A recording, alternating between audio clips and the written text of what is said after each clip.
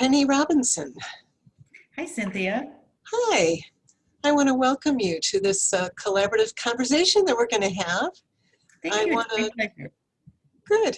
I want to tell the viewers a little about you. You're extremely accomplished, so there is a lot that I could say, but I'm going to try to keep it brief. So you are an attorney and partner at the Center for Family Law in St. Louis, Missouri, and your practice is and has been devoted exclusively to family law matters. You've been in practice for about 30 years, and you're trained as a mediator and a collaborative practitioner. And I'm Cynthia Garnholz, an attorney, mediator, and collaborative practitioner with Garnholz Sparks, also in St. Louis. So, Penny, during your career, would I be correct in presuming that you've handled family court cases, including divorces that have gone to trial?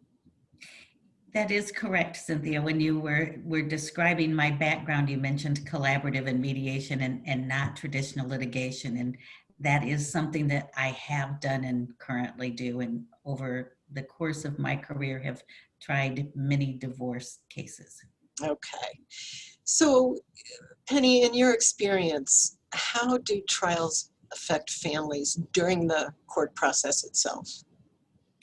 I don't think I've ever seen a case that affected families in a positive way.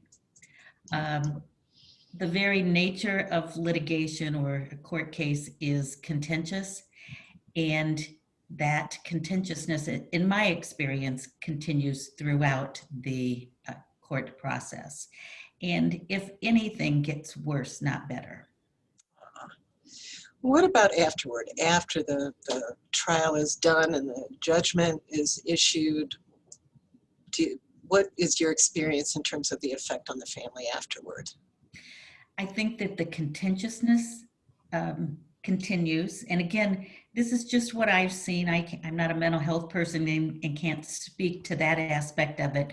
But if you look at a case that was resolved through litigation versus a case that was resolved by agreement, whether it be collaborative or an agreement of the parties or mediation, the litigated case, in my experience, is by far the one that would be most likely the people that I would see again for a modification or ongoing conflict.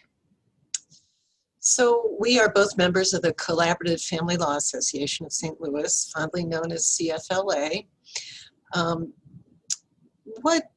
What attracted you to collaborative practice and then membership in our local practice group? I think it was looking for a different way to help families resolve their conflict was the main part. And the second part would be a group of like-minded practitioners, attorneys, as well as mental health and financial people that wanted the same approach, with the goal being an outcome that works for that particular family and helps them move on into this next chapter of their lives in as peaceful way as possible. So do you feel that couples who resolve their issues, whether that be divorce or some other family law kind of issue through collaborative practice, do they have a different experience then than those who go through the court process? I think it's a very different experience. I think, some of the experiencers are the same. The heartbreak is there, the disappointment is there. It's how you handle those things. And in the court process, I think that the process itself exacerbates some of those things. In the collaborative process, the goal is, of all of the professionals involved, is to help the people through the process in a respectful way. And so I think there is a big difference in what you see for families going through the processes that are available to them. So then when a prospective client comes to you about a divorce or a contentious family law issue, is collaborative practice something that you are routinely recommending to them? Well, the collaborative process, isn't for everyone. But when I meet with a person who is going through a divorce or another family law matter, I go through all of the process options that are available to them and let them ask questions as I explain it and help them determine what's going to be the best process for them and for their family.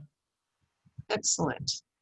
Well, Penny Robinson, I want to thank you for your commitment to collaborative practice and for sharing your wisdom in this collaborative conversation. Thanks so much. Thank you.